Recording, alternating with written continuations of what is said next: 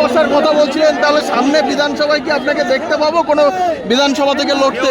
জুলুম করে আর আড়ে চেপে হলো আমরা জুলুমের প্রতিবাদ করবো, এটাই হলো মূল বলার দরকার।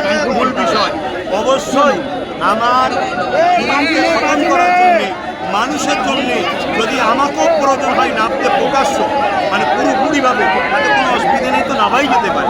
তাহলে কি সামনে বিধানসভায় ক্যানিং পূর্ব বিধানসভা থেকে আপনার সময় এখন অনেক বাকি আছে, সময় অনেক বাকি আছে। আর আপনারা শুধু ওই জায়গাটাই বলছেন কেন? ওই জায়গাটা কি খুব সন্ত্রাসী হয়?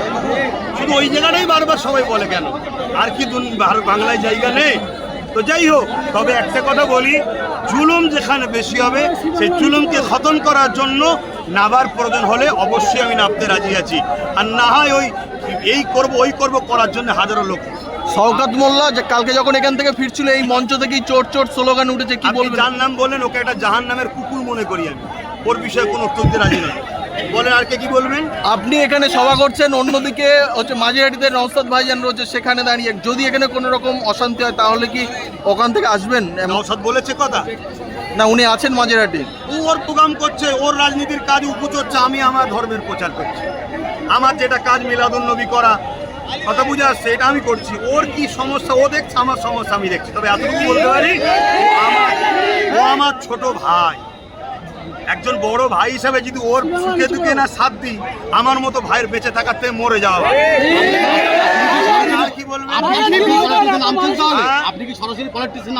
আমি তো সরাসরি পলিটিক্সে রয়েছি। তো এইমাত্র বললেন আপনি ধর্ম প্রচার করছেন, আপনার ভাই কেন? আমার ধর্ম নেই?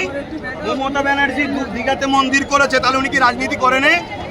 দেশের প্রধানমন্ত্রী মন্দির করেছে, রাজনীতি করেন? তাহলে আমার ধর্মের জায়গা ধর্মের, মানুষ সেবা দেশ সেবার অধিকার কি নাই ধর্মগুরুর?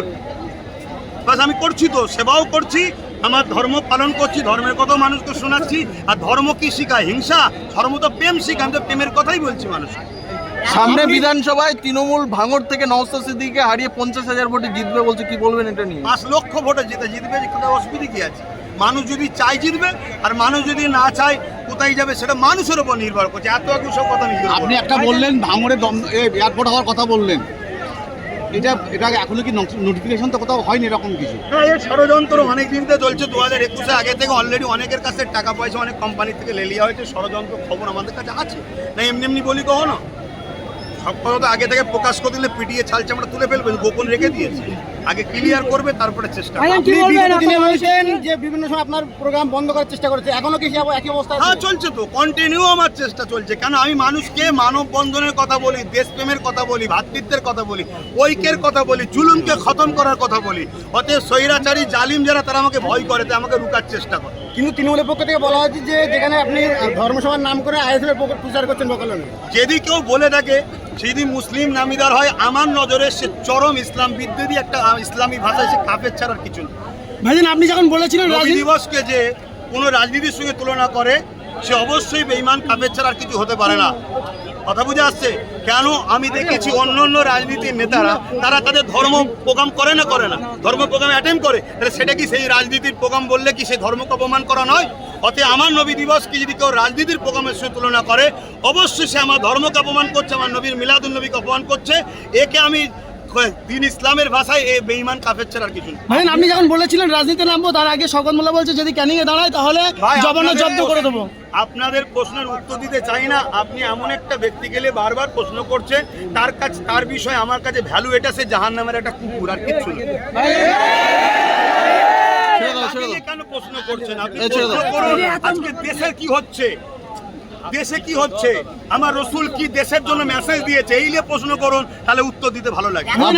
আপনি কি ওয়াকআপ আন্দোলন নিয়ে নামবেন, রাস্তায় নামবেন? অলরেডি 8 বছর ধরে ওয়াকআপ বাঁচাও আন্দোলন করছি। এতদিন কম বেশি সব সরকাররাই ওয়াকআপ ঝেড়ে খাচ্ছিল, এখন কেন্দ্র সরকার সব লুটে পুটে খেতে আপনি চাইছে। বললেন ব্রিগেডে মিটিং করবেন, সেটা কি কোনো ডেট ফিক্স হয়েছে? না, এখনো ডেট ফিক্স হয়নি, বর্ষার বাদে প্রসেসিং চলবে, চেষ্টা চলছে, অবশ্যই করবে। ভাইজান একেবারে আরএসএস এর একেবারে যারা বাহিনী আছে তারা কিন্তু একেবারে মুসলিম দেখে দেখে হত্যা করা হচ্ছে, বারবার আমরা দেখছি, কি বলবো? সে তার জন্য সরকারকে যে জিজ্ঞেস করো, যাদেরকে বসিয়ে রেখেছে মানুষ তাদের ঘরে জিজ্ঞেস করো যে মারছে কেন আমাদের ঘরে, 500 টাকায় বিক্রি হবে, মার খাবে না, তার কি করবে? সামনে বিধানসভায় কি জোর দেখা যাবে?